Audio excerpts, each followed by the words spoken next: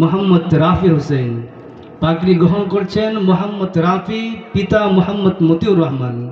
পিতা মোহাম্মদ মতিউর রহমান। পাগড়ি পরিয়ে দিচ্ছেন হাফেজ হজরত মৌলানা মুবারক হোসেন বুলবুল সাহেব হুজুর দামাত বারকাতুহুম এবং হাফেজ মোহাম্মদ সাঈদুর রহমান সাহেব দামাত বারকাতুহুম। সকলে বলি মুবারক হো। মাশাআল্লাহ, খুব সুন্দর দৃশ্য। আসলে এটা অত্যন্ত আনন্দের এবং গর্বের বিষয়। যেই উস্তাদের কাছ থেকে, যাদের কাছে হিফজ শেষ করেছে, তাদের হাত থেকে, বরকতপূর্ণ হাত থেকে পাগড়ি গ্রহণ করেছে। আরো বহু ছাত্র এখান থেকে হিফজ সমাপন করেছে, শেষ করেছে।